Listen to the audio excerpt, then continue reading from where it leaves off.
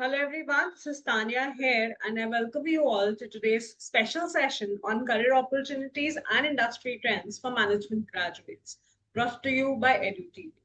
At EDU TV, our mission has always been to connect learners with leaders, and today we have the privilege of hosting an insightful conversation that promises to benefit aspiring managers, young professionals, and the academic community alike. I'm honored to have with us Dr. Bhimaraya Metri, the director of IIM Nagpur, a distinguished academic leader and thought influencer in management education, whose vision and expertise have guided countless students towards successful careers. Welcome to the program, sir. Thank you. Namaskar. Moderating this session, we have with us Mr. Siddhartha Jain, the founder of My College Route, an innovative platform dedicated to guiding students in making informed choices about higher education and career pathways. Once again, I welcome you all to this insightful session. Without further ado, I invite Siddhartha Jain ji to begin this conversation with Dr. Metri. Over to you, Siddhartha ji. Thank you so much, Tanya, for such an overwhelming introduction. In fact, sir, it's a privilege that I'm interacting with you, and I'm pretty sure that today interaction is going to be very insightful for the young MBA aspirants. Thank you. In fact, I'm fortunate enough, sir, that I've witnessed the scenario of sitting on both sides of the table. So I'd worked as I was a student, then I'm an educator. So I have that kind of experience, that kind of blend. In fact, at mycollegeroute.com, we constantly engage with thousands of MBA aspirants from across India and who use our platform to research B schools preparing themselves for CAT exam or ZAT exam and for many more reasons. So now one recurring theme that we have noticed from the feedback that we have received from these aspirants, that these people are not just looking for an MBA. Nowadays, they are seeking a clarity that how the program will prepare them for the rapid evolving business world. So, with your vast experience in management education, how do you see the role of management graduates evolving in today's business environment? That's my first question to you, sir.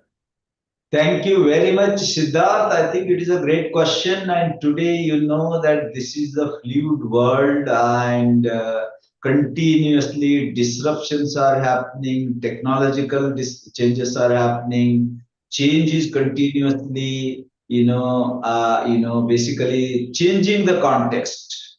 And therefore, in this kind of environment, I call it as a fluid world. And businesses are also continuously evolving because of the disruptions.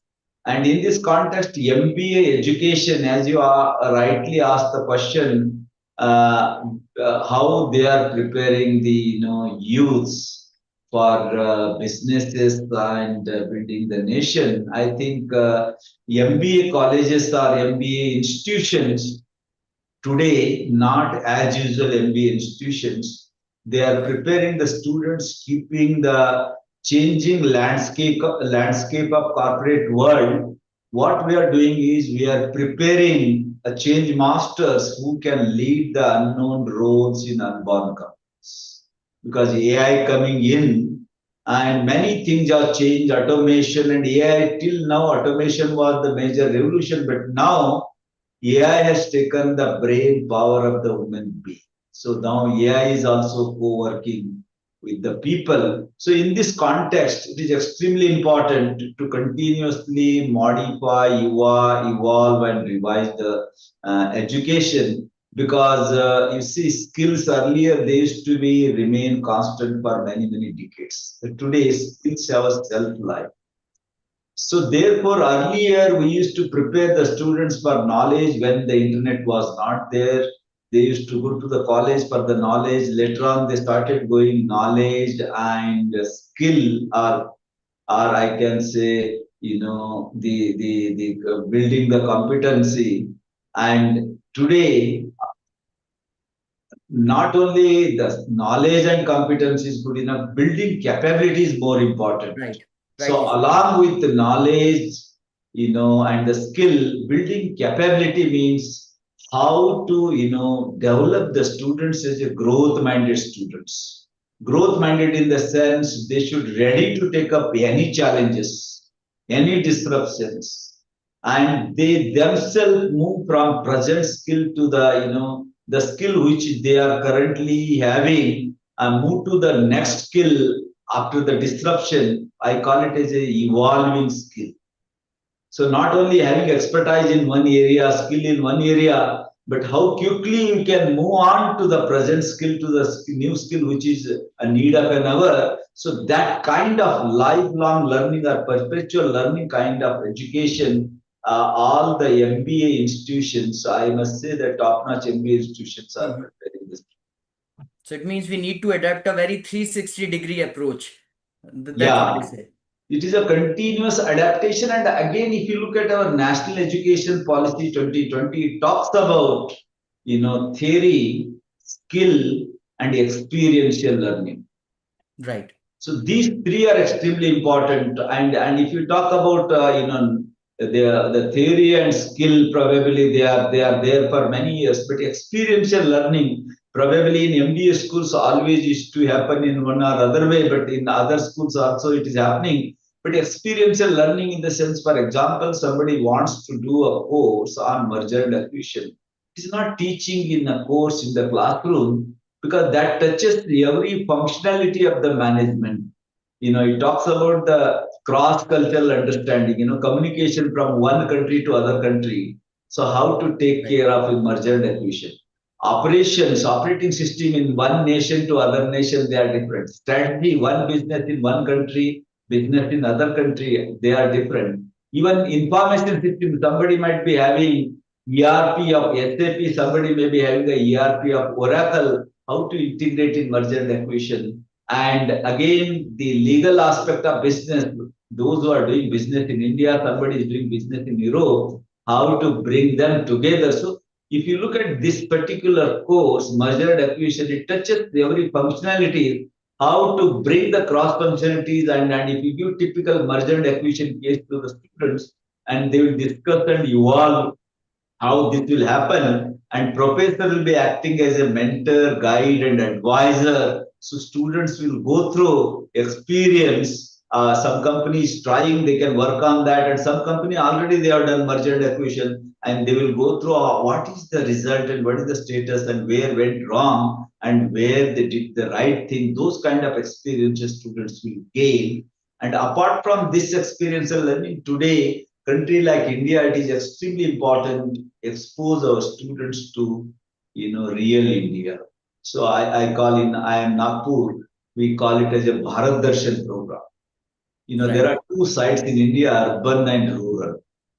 So urban, most of the students join with urban background to the MBA school after CAT, but many of them have no clue about rural India, how farmer is farming in a field and 3, 4 year old kid walking barefoot in hot sun 12 and 12:30 in the afternoon. So those kind of things, scenes when they go to the rural India and they will see what real India is.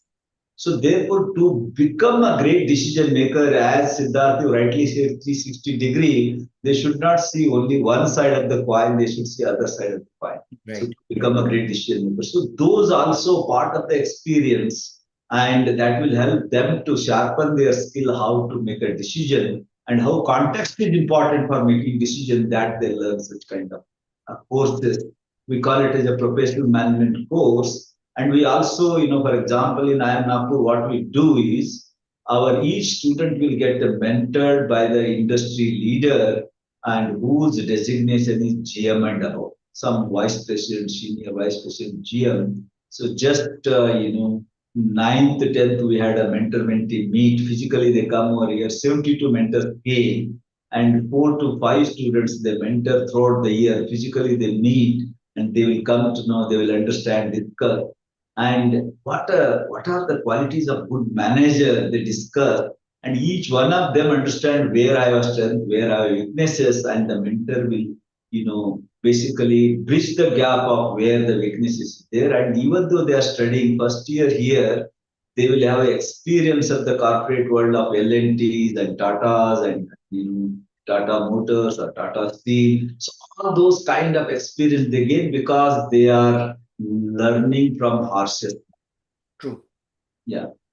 In fact, sir, what you said in addition, if I'll say that from your perspective, what are the key industry trends should current management student and the fresh graduates be aware of to exist in the market for the next 5 to 10 years? What they need to focus on? Yeah, I think I must say there are three, four things they must be, having to remain in the market for, I think 4 to 5 years, because you don't know after the 5 year what will come, keeping AI, Gen AI in mind. So number one, they should be the first one to capture the technology. They should never be the last, including AI.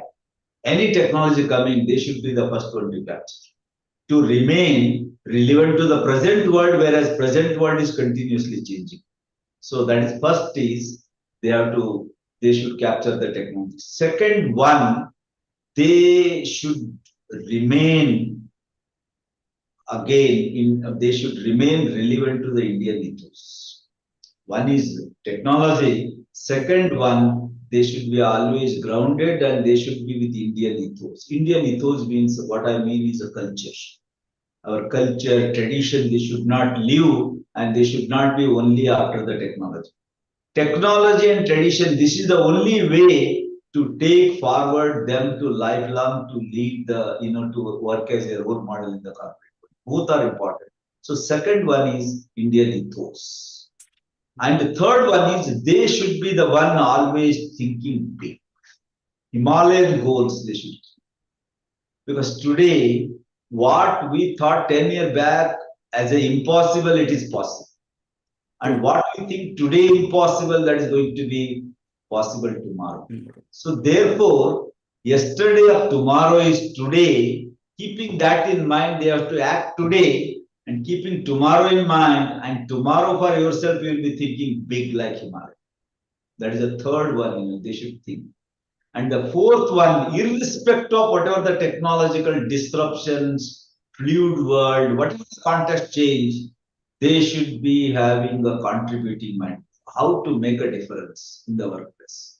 That status quo change for the leaders and everybody working in their own space, they should make a status quo change, means they should make a difference. Make a difference, they should be mad. The fourth one is each one have to be a man, then only they stand up in the crowd. So these are the four things extremely essential. And the last one, the student should be the first one to quickly move from this skill to the skill which is in need of an hour. That is evolving skill. They should be always in the evolving skill. Instead of saying I am expert in so and so area, that relevance may come to an end after AI. So therefore, they should be quickly move on to current skill to the skill which is demand. So means how quickly, that skill they have to learn, how quickly I can move from present skill to the need of an hour. Right. So these are the 5 things I think every student, if they keep in mind, I think they will remain and they will be the change masters and they will be the leaders, and they can also be a role model.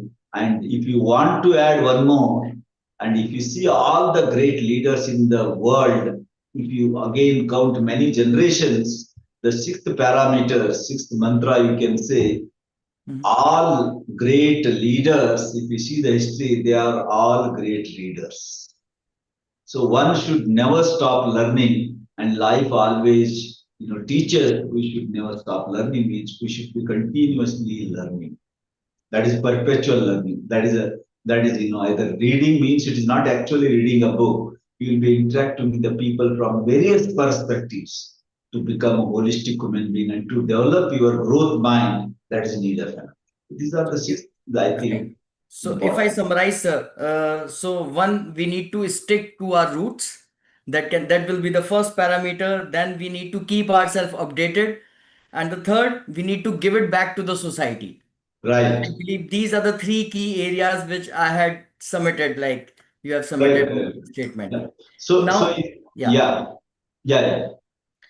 So based on this theory, sir, and based on the current market data, which sectors or industries are offering the most promising career opportunities? Because generally, what we have noticed, we are offering in marketing, finance, HR, operations, or business analytics. Few of the institution had started agri-business management. So these are the new innovations. Business analytics, yeah, it's a talk of the town.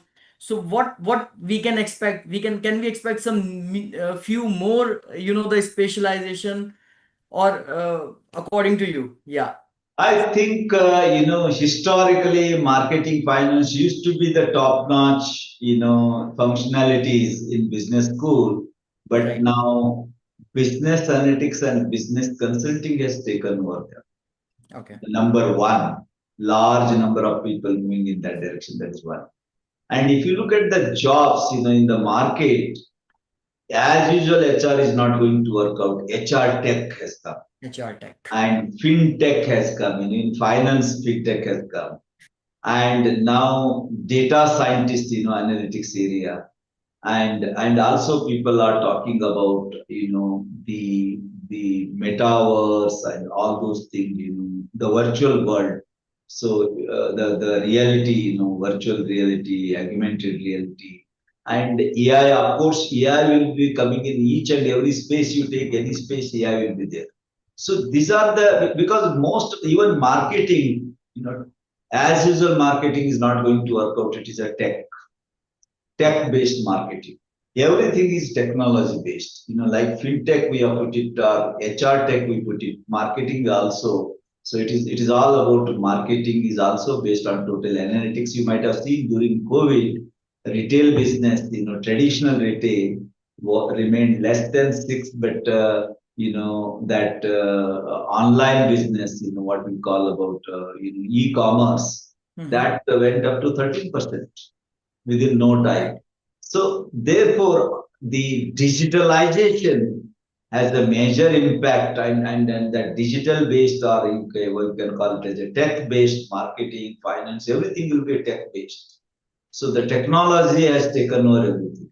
Earlier, we used to say technology means engineering, and the management is a separate. So we used to work in isolation, but now the boundary has blurred.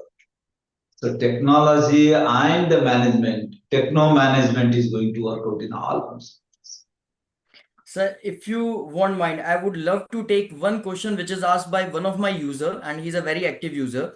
So he had done a BTech in computer science and AI, and now when he have applied to multiple institution, he is looking for the option of going for MBA in artificial intelligence and business analytics. Now the question what he had asked, why can't I go for the MTech kind of program अगर मुझे technology में ही stick रहना है? So what we have answered, like there is a part which is a managerial skills that cannot be taught in the engineering college, that can only be taught in a institution in the B schools fraternity. So what would you like to say to that thing, sir? I think what he's thinking, I will go with him because in business schools, majority of professors are having a technology background. So large number of professors, whether it is an information system, whether it is even HR, whether it is operations, many engineers are entered as a faculty members in various functionalities. So therefore, if he goes to the business school for this specialization, tech anyway, the professors are, I am a civil engineer. My background is civil engineer. So what I want to say is, if you go with the technology background, but if you go to the in MTech, the professors in engineering, so they don't have management experience and maybe exposure. But in business school, they are graduated in that engineering and their experience of management, or they have experience of engineering and then they move to as a professor of practice to as a based on their work experience. Say for example, I am Nagpur. We have many professor of practice, many adjunct professors. Those you have plethora of experience, 3-4 decades. So such people coming and sharing their experience and teaching, that probably such a candidate will get benefit from business school, because business management is the only one field it is a multidisciplinary and multi-dimensional. Engineering is a unidimensional. So today, entire corporate world needs a person with multi-dimensional, or you can, in simple layman's language, all-rounder. And therefore, so doing MBA is a better option, and they can pursue their passion in it. Right, sir. As you had said in the past statement, sir, that there will be a proper mentor-mentee relationship, and Right. it's going to be a key role in creating a network and in the development part, as well as when you are on job down the line of 2 years or 3 years, you are going to be managed by those people. Correct. Now, my another question is in regards of IIM Nagpur, beyond this mentor-mentee relationship, what other factors and what some extra IIM Nagpur is going to deliver in for the coming batch of 2026-28? I believe you have already made your plans. Right, already plan. I think one, what I said, this professional management program, it is the first of its kind in the country we are doing. Second, what we do is the international week. International week means, normally Indians working in American, European, Australian universities, they normally come in the month of December and they will stay about 2 months in India.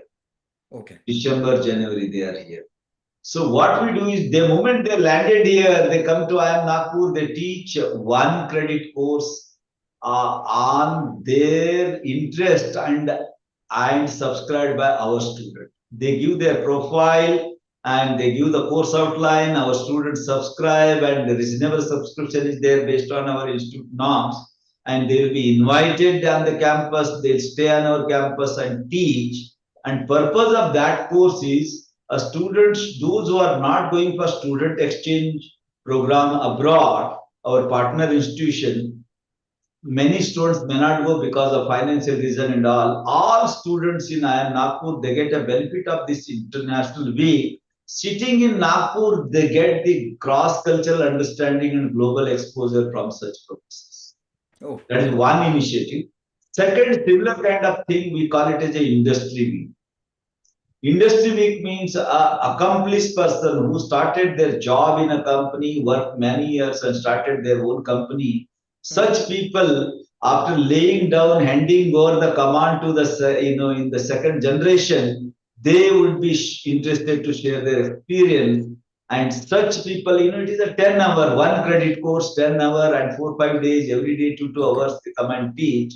And that is the industry week, so that they will get the success stories and the successful failures, they learn from them, how successfully they failed and how again they turn it around as one of the great companies in the world. All those stories, no books can tell, but these two, international week and industry week, people will say. This is the second age. Third one is, we conduct, exercise called living library. Okay. So living library means people, nowadays they don't go to the, libraries online, everything, sitting in hostel, they get everything. But we call people like, accomplished people, Okay. CEOs, for example, people like, once we called Harsh Mariwala, he's an accomplished industrialist and he wrote a book. Those who, success stories, they convert into books. We invite such people either virtually or physically, and their book is given to students. Students are, and then we give opportunity to interact. Okay. So they will speak about 15-20 minutes. And then our students will ask one after the other so many questions. How you started, earlier, kerosene, this coconut oil we used to go in, I think Harsh Mariwala told his father used to, send it into the, tankers, and how he packaged it and he totally turned it on, taken the company to the higher heights. So all those stories, and students ask interesting questions.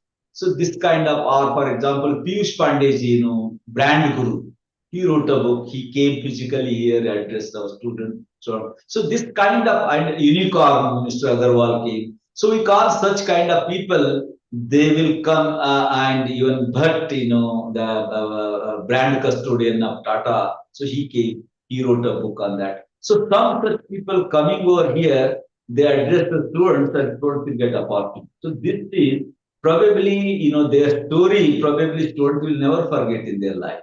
Probably reading a book, after some time they may forget. But True. such kind of experience, we call it as a living libraries. So such leadership talk series we do, and living library, they will physically or virtually interact. So this is another initiative we have taken here at IIM Nagpur. Great, sir. So for the students who are about to graduate and they are worried about jobs, and most of them कि AI आ रहा है, job जा रहे हैं, that's a myth आजकल की generation में. So and again the competition is there. So what are the immediate steps you recommend them to take a stand out in front of these technologies? Because of course to manage the AI we need a people. At the Correct. time when there is an era, we don't have the computers in the bank. The bank managers are thought that they would get they will be out from their jobs. But somehow they have molded themselves. The government had organized a lot of training sessions. So, do we have add-on certain certification, the add-on certification in the curriculum of IIM Nagpur in terms of making the batch of 2005, 2007, or 2004, 2006 to get a hands-on experience with these tools? Are we teaching them in the curriculum? No, actually, we started 2015. We are just a Oh, 10-year-old institution, yeah. and I am Nagpur. It is just 23rd of July. We have completed 10 years. It is a younger institution. But what we do is since 10th batch, is entered just for the program. But what we do is we do alumni meet, and we started 18 variety of certificate programs. Okay. I am now as a part of another vertical called executive education. So 18 variety of program means to name a few, we are the first in the country. Proudly, I will say, cyber security program we started in India 3 years back, 3.5 years back, first in the country. Till today, amongst the IIM, we are the only one. Third batch is going on. We got the collaboration with, FedEx Institute of Technology, Memphis University, and people from America who were dealing with, and now we develop the expertise. So, and we also did Copenhagen blockchain program, and we do healthcare management, we do strategic management, general management, senior management, project management, you name 18 variety of programs we run. And all the students, it is a part of sharpening the skill. Those who are working in industry, they have opportunity to join such courses. And these courses are conducted only weekend, Saturday and Sunday, 3 hours. And some will be 1 year course, some will be project management 6-month course. These are the courses we are doing, and our students have an opportunity to join those programs. Plus, we also do alumni meet. For example, we do Bombay, Pune, Delhi, Bangalore, Hyderabad, Pune, all those places we do. And we always, through our alumni portal, we update what IIM Nagpur is doing. And we and what activities are doing, and website they will go, and anybody has opportunity to do. So those are the things currently we are doing, because our students in MBA program, since it is just a decade, not reached above middle. But for industry as a whole, our executive education vertical, we are number 7, a 10-year-old institution out of 21 IIM. We are number 7 in executive education. Institution, those who started IIMs before 2000, ABCL, Indore, Kozhikode. After 6, we are number 7 in executive education, and we have made a mark, and we have touched half of the ABC when it comes to executive education. I would say the IIM Nagpur is going to set a benchmark for other IIMs and for the other B schools. Siddharth, I am a scholar of benchmarking, and my job is to set a benchmark. I know, sir. I had gone I through your did my profile. PhD on benchmarking, and I have to do. And we being a new institution, and if you see, I am Nagpur campus, it is the benchmark campus. It is the best campus at par with any global best institution. As a campus, a very great learning ecosystem, green building, and even now we are making high tech and high touch campus. and full green, and we are now converting this into a solar campus, 2 megawatt solar. So a lot of initiatives, and we are also marching towards net zero. Grah rating for already we are keeping sustainable development goals in mind. And since we located in Nagpur, Nagpur being a center point of India, and British colony, it was called as a 0 mile, but we now Nagpur emerged as a net zero center point of India. Wow. Because if India's gathering, any public event happened in Nagpur, we will reduce the CO2 emission because it is equidistant from north, south, east, west. And we also take that advantage and we help others to earn the carbon credit if they do program with IIM. Right, sir. Sir, we have recently seen and witnessed one news that IIMs are going global. I Right, believe you can connect with me. So, right. yeah, so what we can expect on the behalf of IIM Nagpur? Do we have any plan in the coming 3 to 4 years that we are going to be globally? Yes, IIM Nagpur already it has spread its wing to Pune. Okay. Government of Maharashtra has allocated 70-acre land to IIM Nagpur. It is coming right in heart of Pune, mossy area in Pimpri Chinchwad. 70 acre has been allocated. And we already started Pune campus operation. MBA program is going on, but new campus, government has allocated the land. We are going to work on that. And second destination, we are going within India, a transit campus in Goa. Goa. Okay. Goa. So high-end program we are going to do for executive education in Goa. Third destination we are planning, we are going our neighborhood, Hyderabad, the Okay. closest. So Telangana doesn't have IIM, and we have made MOU with NIMSE, and we are planning to set up our campus like Pune. We are planning to set up a campus in Hyderabad. And the next destination in 5 years, as you rightly said, we already, debated, and also we are finalizing Southeast Asia. The biggest destination for IIM Nagpur International Campus is in Singapore.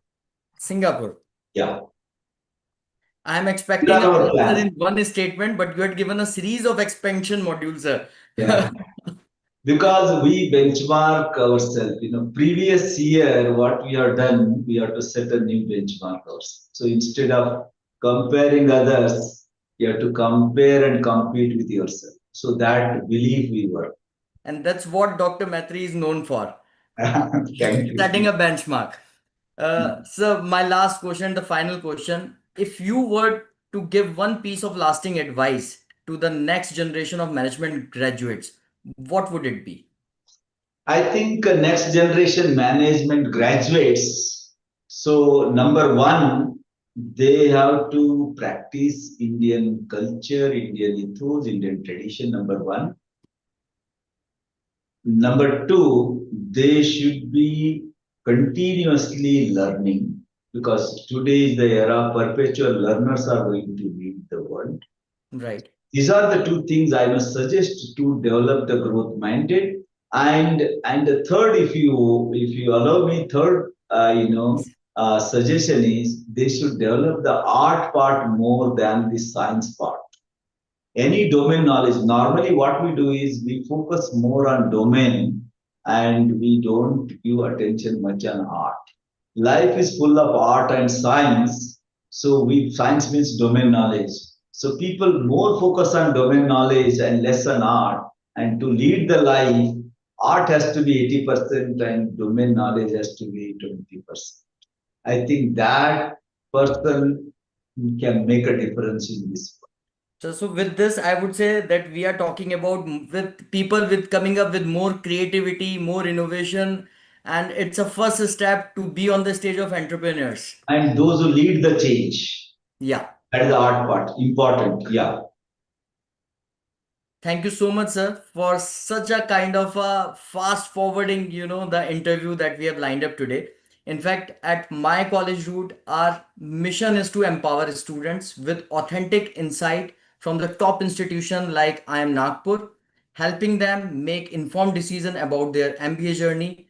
I'm certain that our audience and find your perspectives both inspiring and actionable. Thank you so much, sir, to Thank be you a very part, much, and it's my Siddharth, and privilege thank to you, interact Tanya. with you. Thank you very much. And Thank you so many much. thanks to Mr. Pranav and Miss Tanya to organize such kind of, the interview. Thank you so much, Dr. Metri, and thank you, Siddhartha. And I'm sure everybody watching this session today, this discussion today, and even afterwards will definitely find it enlightening and thought provoking. Thank you once Definitely. again. Thank you. Thank you so much.